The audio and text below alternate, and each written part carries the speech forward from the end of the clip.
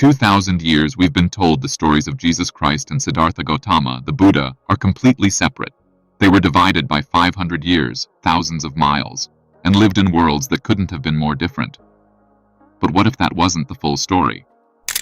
A controversial modern theory claims their destinies were actually forged together across dozens of shared lifetimes, as partners on a secret path to enlightenment. It's a wild, forbidden story of joint incarnations, psychic training, and secret relationships that supposedly prepared them for their final, world-changing missions. So, where does a history-shattering claim like this even come from?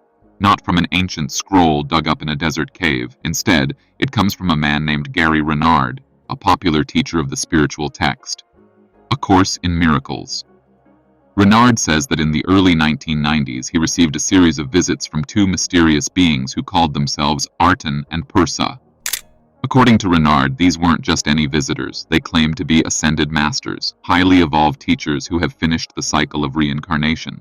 They even told him they'd been apostles of Jesus in a past life, St. Thomas and St. Thaddeus.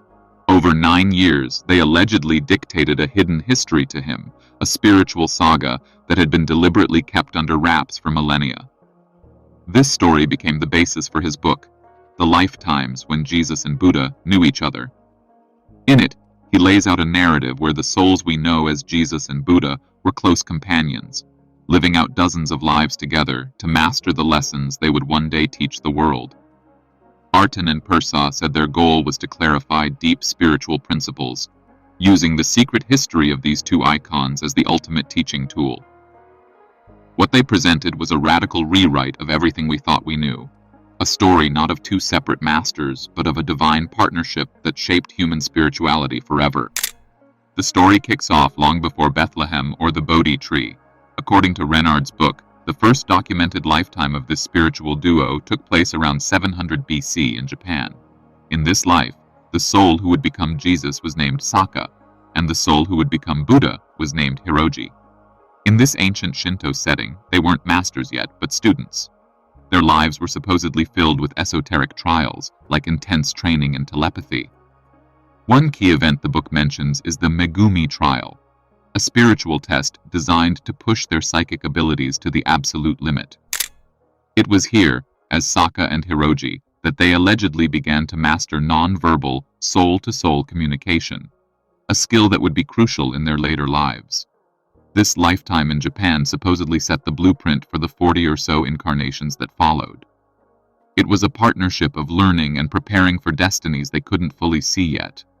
And just to be crystal clear, there is absolutely no record of Saka and Hiroji in Japanese, Buddhist, or Christian history. This story is found exclusively in Renard's modern book. The journey didn't stop in ancient Japan. Arten and Pursa described a whole history of shared lives across different cultures. These lives weren't always quiet or holy. They were often messy and human, filled with challenges meant to teach them about the ego and the world. One of these lives, called the Hindu experiment, saw them born in India, where they had to face the temptations of gambling and violence. It was a crash course in the messy side of being human, desire, attachment, and the consequences of our actions. Another lifetime put them in ancient China as students of the great Taoist sage, Lao Tzu. There, they explored desire, family, and the supreme importance of forgiveness, a theme that would become the absolute cornerstone of Jesus' ministry. Each life was like a different class in a grand spiritual university. From Shinto telepathy to Taoist philosophy, the two souls were deliberately experiencing every part of the human condition together. According to the narrative, this was the only way they could truly understand the suffering they would one day help heal. The story from Arten and Pursa extends right into the famous parts of Jesus' life, offering some pretty radical reinterpretations. It dives straight into the mystery of Jesus' relationship with Mary Magdalene. According to the book, their connection was a profound marriage or holy union. However, it flatly denies the popular theory of a physical bloodline. Theirs was a spiritual partnership, meant to model a sacred relationship of equals, not to produce children. Beyond that, the story details secret practices that were central to their development. The telepathy they first practiced in Japan was perfected in later lives. The book even describes a lifetime where Jesus and Mary lived in India, practicing what are called soul-to-soul visions, a kind of direct spiritual communion that goes beyond language or physical presence. These elements, a spiritual marriage, secret telepathic rites, and soul-level visions, paint a picture of Jesus and Buddha as advanced mystics.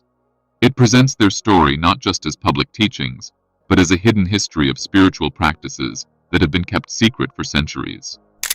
Okay, after all that, we have to hit the brakes and ask the million-dollar question: is any of this real?